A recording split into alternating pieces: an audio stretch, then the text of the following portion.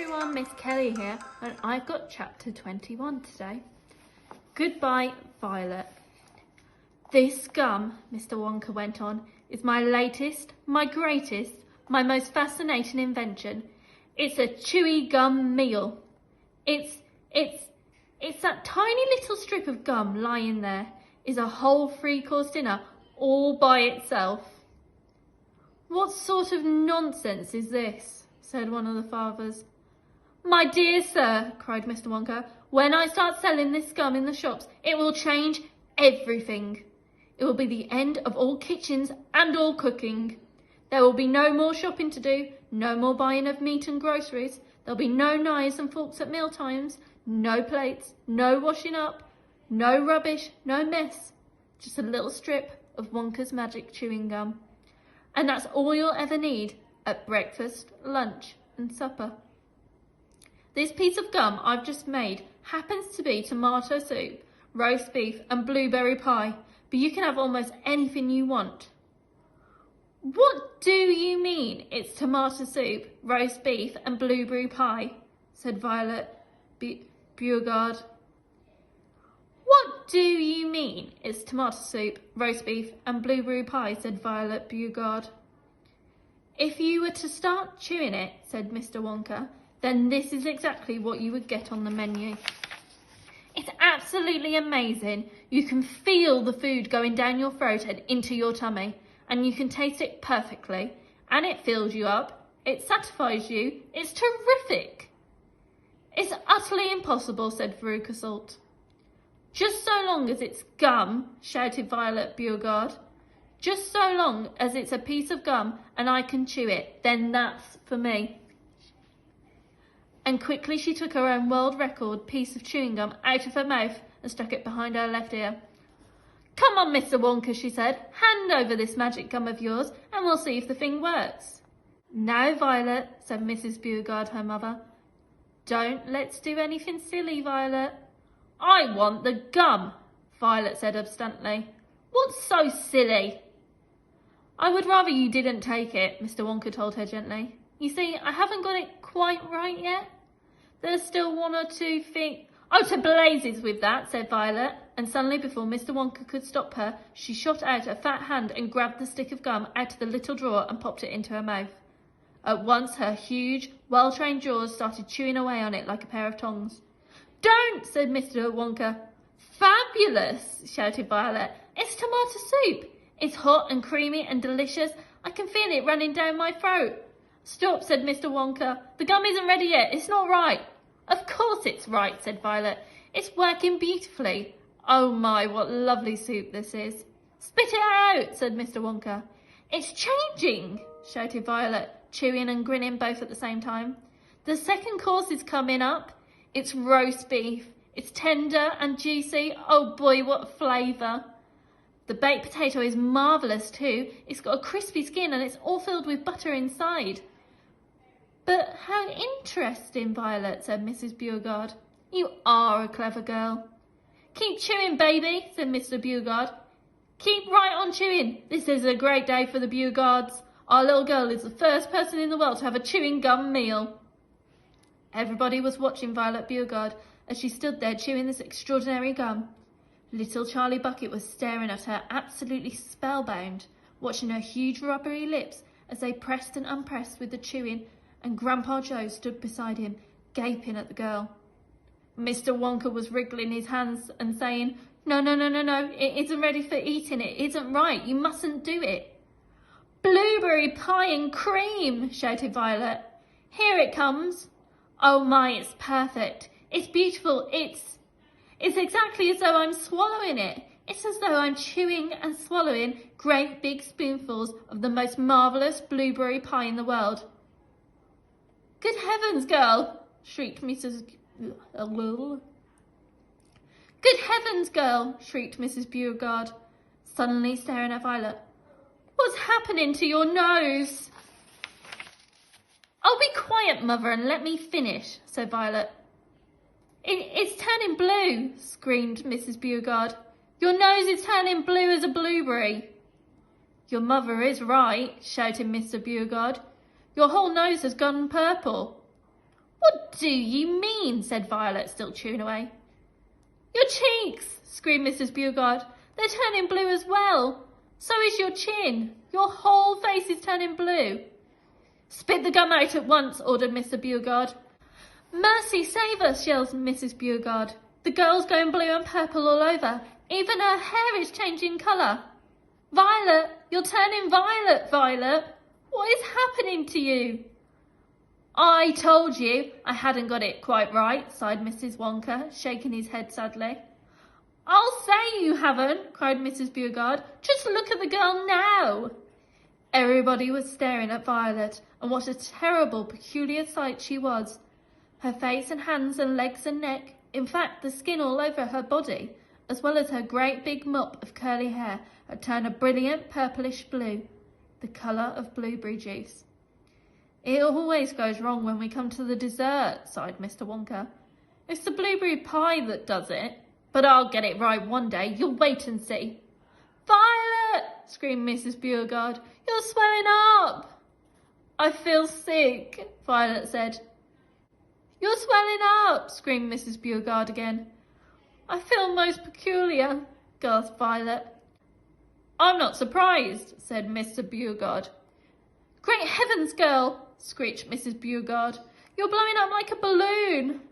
Like a blueberry, said Mr. Wonka. Call a doctor, shouted Mr. Beauregard. Prick her with a pin, said one of the other fathers. Save her, cried Mrs. Beauregard, wringing her hands. For there was no saving her now. Her body was swelling up and changing shape at such a rate that within a minute it turned into nothing less than an enormous round blue ball. A giant blueberry, in fact. And all that remained of Violet Beauregard herself was a tiny pair of legs and a tiny pair of arms sticking out of the great round fruit and a little head on top. It always happens like that, sighed Mr. Wonka. I've tried it 20 times in the testing room on 20 Oompa Loompas, and every one of them finished up as a blueberry. It's most annoying, I just can't understand it. But I don't want a blueberry for a daughter, yelled Mrs. Beauregard. Put her back to what she was this instant. Mr. Wonka clicked his fingers, and 10 Oompa Loompas appeared immediately at his side. Roll Miss Beauregard into the boat, he said to them, and take her along to the juicing room at once. The juicing room? Cried Mrs. Beauregard. What are they going to do to her there? Squeeze her, said Mr. Wonka. We've got to squeeze the juice out of her immediately. After that, we'll just have to see how she comes out. But don't worry, my dear Mrs. Beauregard. We'll get her repaired if it's the last thing we do. I'm so sorry about it all. I really am. Already the 10 Oompa Loompas were rolling their enormous blueberry across the floor of the inventing room towards the door that led to the chocolate river where the boat was waiting. Mr. and Mrs. Beauregard hurried after them. The rest of the party, including little Charlie Bucket and Grandpa Joe, stood absolutely still and watched them go. Listen, whispered Charlie. Listen, Grandpa. The Oompa Loompas in the boat outside are starting to sing. The voices, 100 of them singing together, came loud and clear into the room. Dear friends, we surely all agree there's almost nothing worse to see than some repulsive little bum who's always chewing chewing gum. It's very near as bad as those who sit around and pick the nose. So please believe us when we say that chewing gum will never pay. This sticky habit's bound to send the chewer to a sticky end. Did any of you ever know a person called Miss Bigelow? This dreadful woman saw no wrong in chewing all day. She chewed whilst bathing in the tub. She chewed whilst dancing at her club. She chewed in church and on the bus. It really was quite ludicrous. And when she couldn't find her gum, she'd chew up the linoleum, or anything that happened near a pair of boots, the postman's ear, or other people's underclothes. And once she chewed her boyfriend's nose. She went on chewing till at last her chewing muscles grew so vast that from her face her giant chin stuck out just like a violin. For years and years she chewed away, consuming 50 bits a day, until one summer's eve, alas, a horrid business came to pass. Miss Bigelow went late to bed. For half an hour she lay and read, chewing and chewing all the while, like some great clockwork crocodile. At last she put her gum away upon a special little tray, and settled back and went to sleep. She managed this by counting sheep. But now, how strange, although she slept, those massive jaws of hers still kept on chewing through the night, even with nothing there to bite. They were, you see, in such a groove they positively had to move, and very grim it was to hear, in pitchy darkness loud and clear, the sleeping woman's great big trap, opening and shutting, snap, snap, snap, faster and faster, chop, chop, chop. The noise went on, it wouldn't stop, until at last her jaws decided to pause and open extra wide, and with the most tremendous chew, they bit the lady's tongue in two. Thereafter, just after chewing gum, Miss Bigelow was always dumb and spent her life shut up in some disgusting sanitarium. And this is why we'll try so hard to save Miss Violet Beauregard from suffering an equal fate. She's still quite young, it's not too late. Providing she survives the cure, we hope she does, we can't be sure. Hi everyone, it's Miss Smith and I'm going to be reading the next chapter of Charlie and the Chocolate Factory. Along the corridor. Well, well, well, sighed Mr. Willy Wonka. 2 naughty little children gone. 3 good little children left. I think we'd better get out of this room quickly before we lose anyone else. But Mr. Wonka, said Charlie Bucket anxiously, will Violet Beauregard ever be all right again, or will she always be a blueberry? They'll dejuice her in no time flat, declared Mr. Willy Wonka. They'll roll her into the dejuicing machine and she'll come out just as thin as a whistle. But will she still be blue all over? Asked Charlie. She'll be purple, cried Mr. Wonka. A fine, rich purple from head to toe. But there you are. That's what comes from chewing disgusting gum all day long. If you think gum is so disgusting, said Mike TV, then why do you make it in your own factory? I do wish you wouldn't mumble, said Mr. Wonka. I can't hear a word you're saying. Come on, off we go. Hurry up, follow me. We're going into the corridors again. And so saying, Mr. Wonka scuttled across to the far end of the inventing room and went through a small secret door hidden behind a lot of pipes and stoves. The 3 remaining children, Veruca Salt, Mike TV and Charlie Bucket, together with the 5 remaining grown-ups, followed after him. Charlie Bucket saw that they were now back in one of those long pink corridors with many other pink corridors leading out of it. Mr. Wonka was rushing along in front, turning left and right and left, and Grandpa Joe was saying, Keep a good hold of my hand, Charlie. It'd be terrible to get lost in here. Mr. Wonka was saying, No time for any more messing about. We'll never get anywhere at the rate we've been going. And on he rushed, down the endless pink corridors with his black top hat perched on the top of his head and his plum-coloured velvet coat-tails flying out behind him like a flag in the wind. They passed a door in the wall. No time to go in, shouted Mr. Wonka. Press on, press on. They passed another door, then another and another. There were doors every 20 paces or so along the corridor now, and they all had something written on them, and strange clanking noises were coming from behind several of them, and delicious smells came wafting through the keyholes, and sometimes little jets of coloured steam shot out from the cracks underneath. Grandpa Joe and Charlie were half running and half walking to keep up with Mr. Wonka, but they were able to read what it said on quite a few of the doors as they hurried by. Eatable marshmallow pillows, it said on one. Marshmallow pillows are terrific, shouted Mr. Wonka as he dashed by. They'll be all the rage when I get them into shops. No time to go in, though. No time to go in. Lickable wallpaper for nurseries, it said on the next door. Lovely stuff, lickable wallpaper, cried Mr. Wonka, rushing past. It has pictures of fruits in it. Bananas, apples, oranges, grapes, pineapples, strawberries and snozzberries. Snozzberries, said Mike TV. Don't interrupt, said Mr. Wonka. The wallpaper has pictures of all these fruits printed on it. And when you lick the picture of a banana, it tastes of a banana. When you lick a strawberry, it tastes of strawberry. And when you lick a snozzberry, it tastes just exactly like a snozzberry. What does a snozzberry taste like? You're mumbling again, said Mr. Wonka. Speak loud next time. On we go. Hurry up. Hot ice creams for cold days, it said on the next door. Extremely useful in the winter, said Mr. Wonka, rushing on. Hot ice cream warms you up no end in freezing weather. I also make hot ice cubes for putting in hot drinks. Hot ice cubes make hot drinks hotter. Cows that give chocolate milk, it said on the next door. Ah, my pretty little cows, cried Mr. Wonka.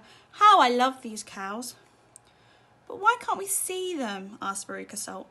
Why do we have to go rushing on past all these lovely rooms? We shall stop in time, called out Mr. Wonka. Don't be so madly impatient. Fizzy lifting drinks, it said on the next door. Oh, these are fabulous, cried Mr. Wonka. They fill you up with bubbles, and the bubbles are full of a special kind of gas. And this gas is so terrifically lifting that it lifts you right off the ground, just like a balloon. And up you go until your head hits the ceiling. and there you stay." "But how do you come back down again?" asked little Charlie. "You do a burp, of course," said Mr. Wonka. "You do a great big long rude burp and up comes the gas and down comes you. But don't drink it outdoors. There's no knowing how high up you'll be carried if you do that. I gave some to an old Oompa Loompa once out in the backyard, and he went up and disappeared out of sight. It was very sad. I never saw him again." "He should have burped," Charlie said. "Of course he should have burped," said Mr. Wonka. "I stood there shouting, 'Burp! Burp, or you'll never come down again.' But he didn't, or couldn't, or wouldn't. I didn't know which. Maybe he was too polite. He must be on the moon by now." On the next door it said, "Square Sweets that look round." "Wait!" cried Mr. Wonka, skidding suddenly to a halt.